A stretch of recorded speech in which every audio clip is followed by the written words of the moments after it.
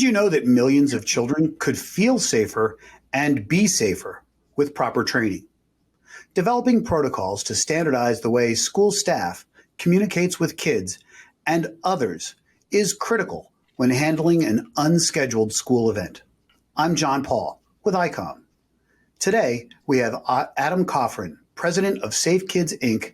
and the HERO program. He's here to talk about preparing our schools for events of all types through proper training and effective protocol development.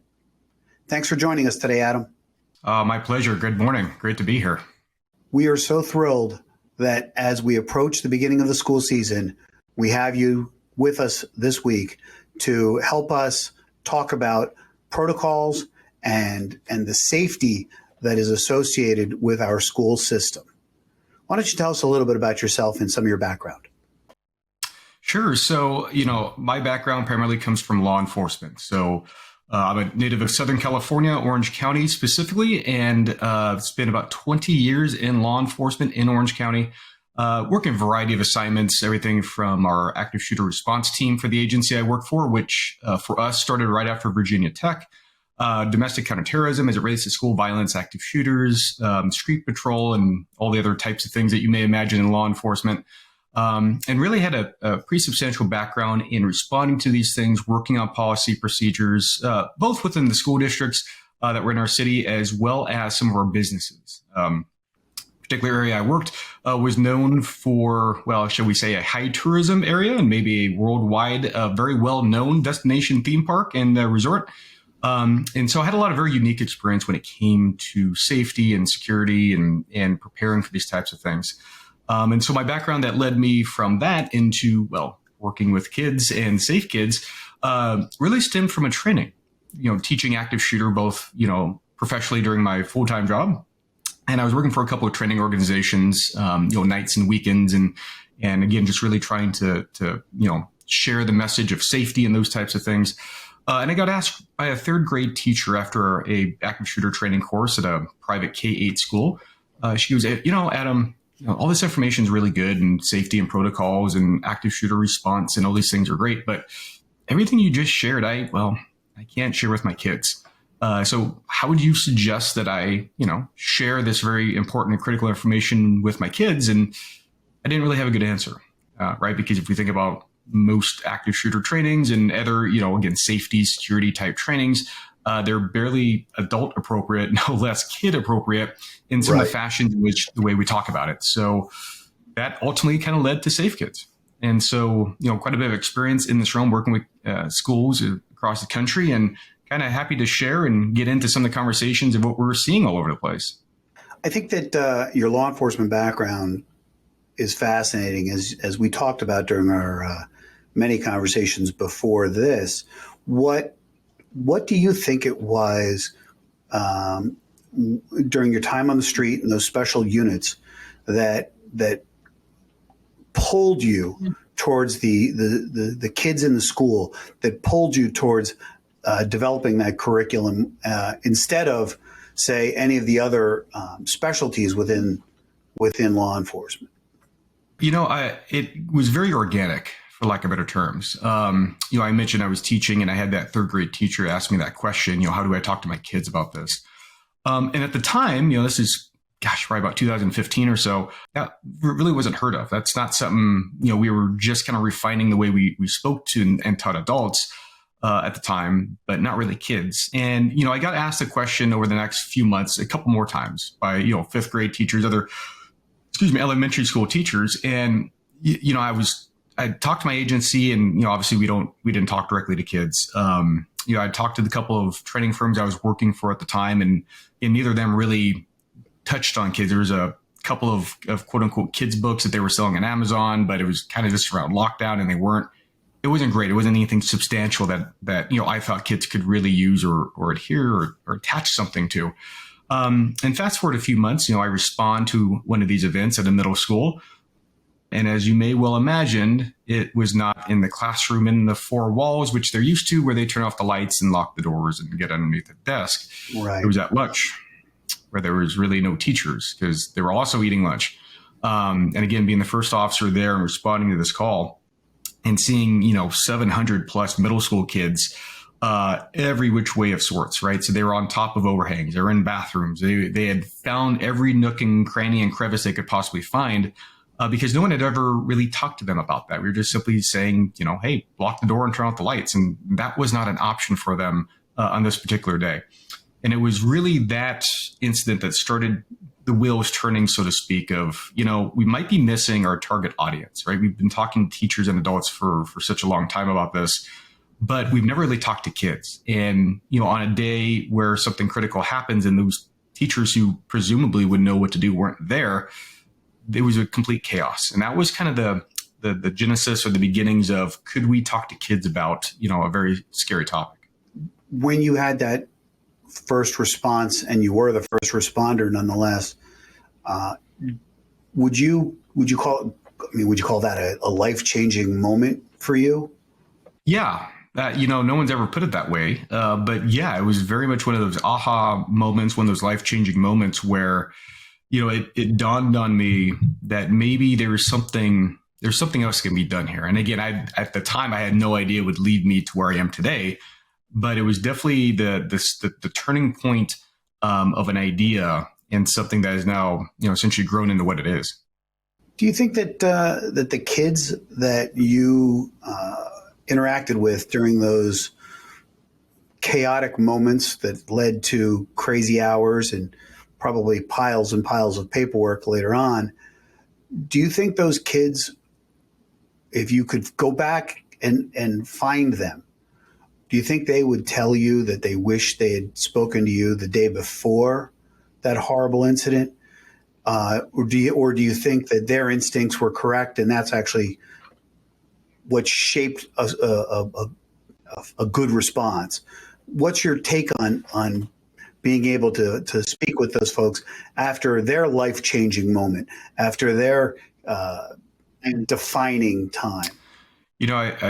I think the saying, hindsight is 20/20 probably comes into play here. I think asking, the majority of those kids and probably even the teachers today, hey, if we had the ability to know this the day before and learn or train or to do something to help, mitigate the problem, respond better, all the things that go into that, I would tend to believe they would say yes.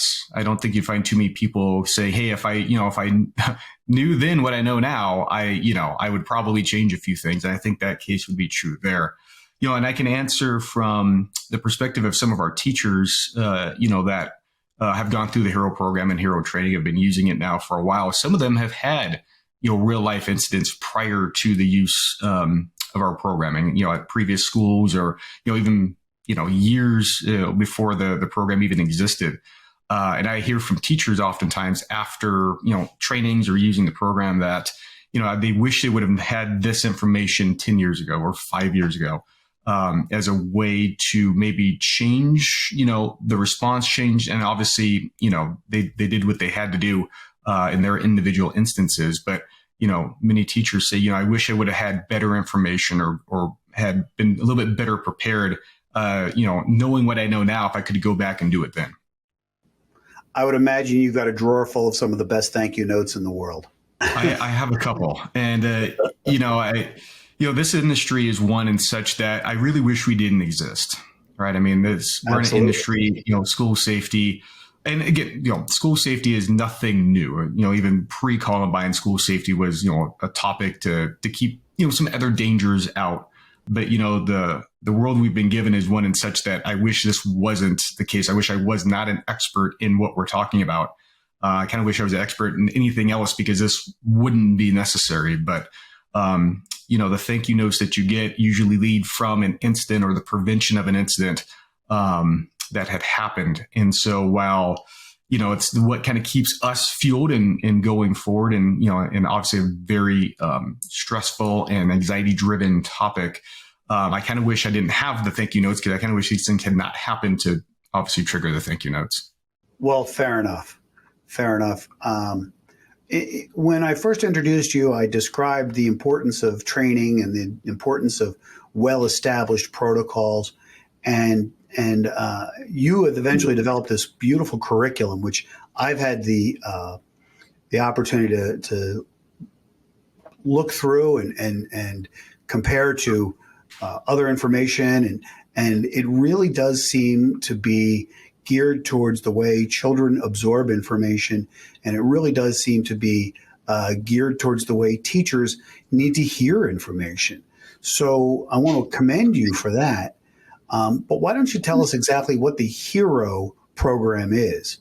Sure. So the HERO program, well, HERO is an acronym, and that acronym for K-12 schools is Hide, Escape, Run, and Overcome. Essentially a options-based response that is wrapped in kind of very easy and some kid-friendly language. For preschools and for some younger kiddos, it's hide, escape, run, obey, and obey right away. Those skills really develop around listening to trusted adults, teachers, and parents to stop, look, listen, and respond to dangerous type situations. So we take a couple of different looks at childhood safety, both from the very young parental point of view for kids just to listen to you before, as we say, the tears and the fears set in, to get the safety and to do the right things. Whereas the older kids, as they get older, have a series of options, based upon the scenario presented in front of them. And the program is really, while we talk about active shooter, and that's really the buzzword of the day. Quite frankly, the program is really developed around just violence and options, not only violence prevention, but to have good strategies to try to survive violent events, not just active shooters. We've had now, plenty of stories about kids that have had to use their HERO skills, and teachers as well, not at their school, not on campus, and quite frankly, also not during an active shooter event. We've had plenty of stories of, people pulling weapons and brandishing weapons, attempted kidnappings at bus stops, the proverbial, hey, I lost my puppy, why don't you come here and help me find it type situations. Kids are connecting their HERO skills to the dangerous things in the world around them because, especially with schools, we don't ever say active shooter or gun or knife or explosions or death or threats or any of that. We really talk about the people who hurt and people who help, especially for those young kids. And to start to qualify that, should there be a hurtful person around you, we can do these things to stay safe. And kids have really taken those skills as a life skill beyond the walls of their classroom. So it's taught, as I said, through a series of lessons and stories for the younger kids, the older kids, a little bit more, problem solving and group-based work in the classroom. But it's really to instill, what we call kind of the final part of safety, in these kids, because we learn about I grew up in California, right? Earthquake drills, if you have tornado drills, right. All those different types of things. We've been doing fire drills forever. And we take, violence now as kind of this third and kind of what we say kind of the final component of a skill set that kids learn, unfortunately, that they need as they go on in life and as they grow older and do other things to equip them, for the world and their journey ahead. When you talk about active shooter events and you talk about your training and the protocol and any violence in school, I would imagine that once they have that fundamental basis for survival and their instinct to protect one another as well as themselves, that's got to translate to fire drills and non-custodial parent interruptions and even things as simple as, the teacher having a medical emergency. So your protocol and your training is specific to a certain type of violence. The concepts can translate to a wonderful school experience, whether and hopefully never experiencing any of those things, but still making themselves available to those medical emergencies and those other more targeted incidences or unscheduled events, as I like to refer to them. And what kind of feedback do you get from curriculum specialists who look through your training and see how well it translates across those boundaries? I couldn't agree with you more. The interesting byproduct that we've seen from the program, and some of it was somewhat intended, some of it has been unintended, has just kind of manifests itself as kids are using it, is exactly what you said. They're taking these skills and they're seeing them as like critical life skills, right? And again, that's terminology that a second grader doesn't necessarily have, but what they're seeing and what they're starting to understand is I can use these skills not only for myself, but for my friends, my family, those types of things. We've seen it transferred to some different events where kids are realizing that this is probably a troublesome, this is a dangerous type situation. And again, not necessarily active shooter, but like you said, medical emergency, those types of things, and knowing that they can get help, right? So, one of the things we talk about is, talking to strangers. And forever and a day, we've told kids not to talk to strangers. Well, we talk about breaking the rules, and parts of the program talk about breaking the rules. What types of rules do kids have to break? Well, you might have to ask a stranger for help if, your teacher or your parent is having a medical emergency when maybe you would never otherwise talk to, a stranger. And so the program does give some permissions to break certain rules, when it comes to school safety, maybe having to leave campus because something has happened, or being in an upper grade or lower grade classroom, or being in the teacher lounge by yourself, running in the hallways, right? All the big no-nos, so to speak, in schools. And so kids we've seen have translated some of that into, being able to communicate. And when it comes to the curriculum, folks, the program, we say, is a little bit of a chameleon, because what starts to happen is it starts to kind of take and form based upon the school community. So some teachers have reported it's much more like a social emotional learning platform where kids are engaging more. And we see this a little bit more in the middle school and in high schools, where kids are having critical conversations. They're old enough to understand what's going on in the world. They're frightened by it. And they're having more substantive conversations, with their teachers about safety and just safety in general. And we hear teachers saying that they feel like they're more of an advocate for safety, that their own anxiety goes down, being able to talk about it and seeing a little bit of a closer, student-teacher relationship when it comes to these types of things. So it's kind of taken on a little bit of a character of its own in some cases where kids feel empowered. They can share things. They can talk about things. They know that things aren't feeling quite right, and what can we do about that? So it is definitely, as we see the program grow, has definitely taken on a few different forms. I think that child empowerment and giving a child an opportunity to, like you said, break the rules, feel empowered to make a decision that they know and feel is right, is critical to allowing them to exercise those things confidently. Right, to take that action confidently, to go into the teacher's room, to go to, cross some boundary that they otherwise wouldn't do, because they know at that moment, in that instance, that's the smartest thing to do. And when you take that away from kids, all you're doing is causing them to second guess themselves, I think, in perpetuity. So I think your curriculum is beautifully vetted and founded in common sense. So my kudos to you. But I do want to rewind a little bit to the concept of just establishing protocols. Mm-hmm. We've talked about this, you and I, offline, as it were, where we've talked about having a protocol that has to be practiced over and over and over again before the unscheduled event, if you will. And so what are the tools that staff and students need to have access to, in your mind, to help make those protocols a day-to-day commonplace thing that they become so familiar with that when it's time to notify somebody or close a classroom or whatever it might be, they're comfortable doing it at a moment's notice? Well, I think when we look at how comfortable or routine certain things are, there's some different spheres, or I guess layers might be a better way to put this, behind that. So you have the least used layer. And so that would be things like, all your emergency equipment that's maybe in a shed that, is for a tornado or an earthquake or, an event that probably doesn't happen very often. We go out to the shed once a year and make sure the batteries are good and the emergency water and, food, and it's all the things that we need, but we don't necessarily use on a daily basis. And so we might practice once or twice a year, have a little bit of a refresher on it.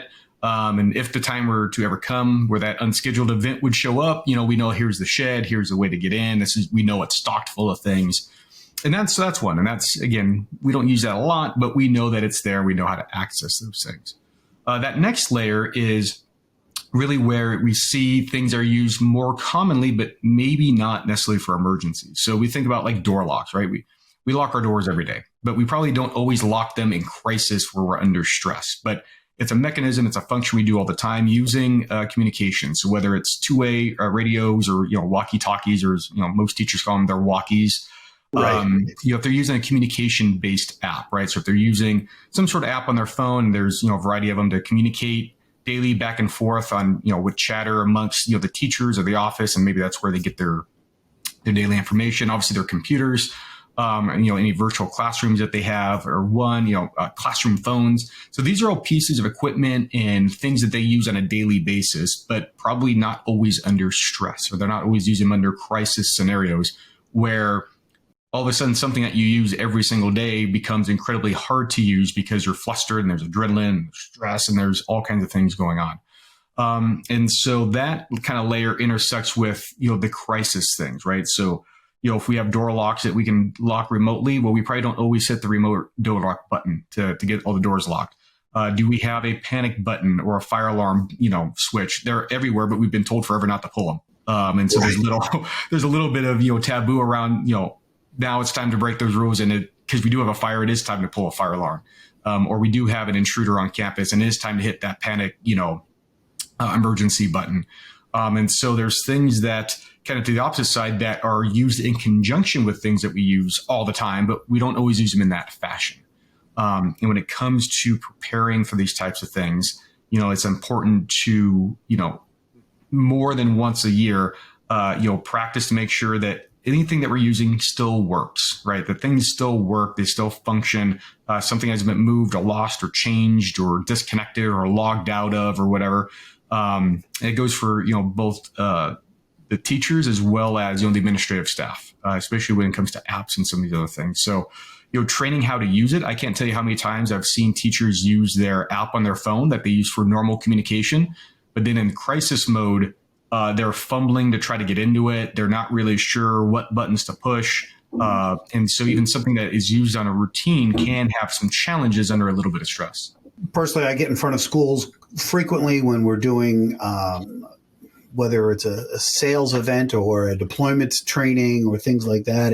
And I am constantly saying, use your radio on a regular basis to ask for normal things so that when you're asking for something that's not normal, you know how to use the device. And whether it obviously, whether it's an app on a phone or a panic button or even a wall mounted phone, hopefully it's going to be an Icom radio. But whatever it might be, using it, testing it, and perfecting your understanding of how it works is critical. And just a simple example is that I think I was in one school one time, and their training program involved hitting a button on the phone and then grabbing the handset, and everybody goes in the closet. Well, at no point did it ever occur to anybody that the wire on the phone didn't reach the closet in every classroom. So as a result of that, there were some secondary issues. But I think back to stories like that, and I think using the radio or the other device is part of that protocol. Not just knowing what to say, but knowing what channel to say it on, or who's listening to it, or those types of things. So hopefully in your curriculum conversations or things, there is a section that can be highlighted perhaps to say, know your technology and understand what happens when you pull that alarm, when you press the panic button, when you dial that 911, or when you say certain things into the radio, that all has to be very practiced, right? Yeah. And, so one of the things that we bring up, we touch base on in the curriculum is usually during the overcome lesson. And again, it's usually about lesson 4, sometimes 5.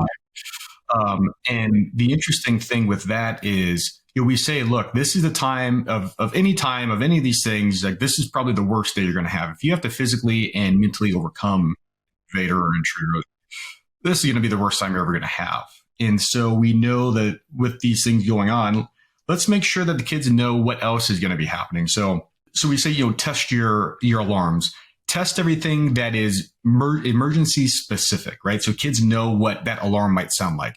They're going to know what it's going to look like. They're going to know. So they have some recognition, because I don't want them to be the only time that they hear whatever this alarm is, that they're all confused because it's not the fire drill. It's not the bell to change periods. It's not the bell to come in from recess. This is something very, very different. Um, and so, that's one of the things is testing these things. Make sure you're logged in. During our escape lesson, we talk about things that are locked and blocked. And that's more of the physical infrastructure. So have keys changed? Was your window painted over the summer and now it's painted shut? Do we need to push that? Has everything been, greased up and nothing's rusted shut, doors still open? So, we put in some touch points along the way, but to your point about using technology, especially the radio, I used radio for 20 years in the most crisis communication you can imagine. And the interesting thing that I saw, both from, again, using two-way radios forever, but also other people who are obviously in the same field or using the same equipment, is that some folks will actually see it almost as their lifeline. That, they will grab that radio almost like a security blanket. Because they know when they get on the radio, help's coming, right? They know that there's somebody on the other end that's listening. They know that help is coming. And for schools that use their two-way radios, I've seen this kind of translate from police work into education, where if it's technology they're used to, that they know when they use it, that help is coming, whatever it happens to be, right? If they need help from another teacher or, the janitor or whatever, that under crisis, they're going to use it the same way. And you can see that becomes their lifeline. They will forget everything else, but they will, gosh darn it, have that radio in their hands. And that's the last thing they're going to give up, just because they have practiced, they've used it, and they know that this is where help comes from. So whatever that is, if it's on a phone or a phone app, the phones are going to do the same thing. People will cling to those because they know this is how help is coming. And while it's a little bit of a double-edged sword, I would much prefer to have that where we know that help is coming. We know we have good way, two-way communication. We have things as opposed to, teachers or folks that are lost, where the radio is sitting there and they're not using it. Their phone's over here, they're not using it. All these different things, and nobody knows what's going on, nor is any help coming. That's probably the worst case scenario, when we talk about two-way communication. Well, and we call it two-way communication because that's the way we very often refer to radio equipment.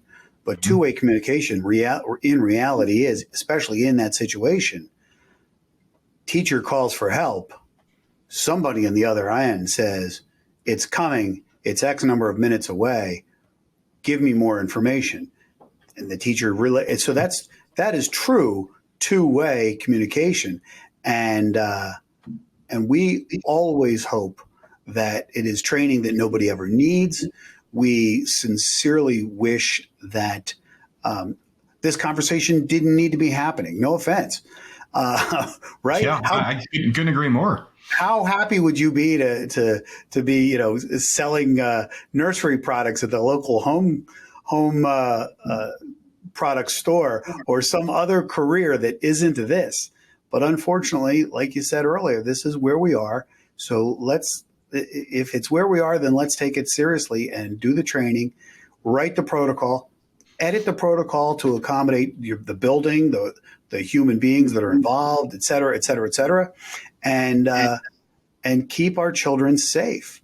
And I say that as a strong believer in your program, but also as a father of children that are in grade school. And I just hope that every educator that is out there listening can adopt something from what we've said, hopefully learn more about the protocols that are out there, and adopt them into the new school year. I am so grateful to have had your time and all of our conversations, Adam. Thank you so much for joining us on Radios in Action. Thank you to all of our listeners for joining the show.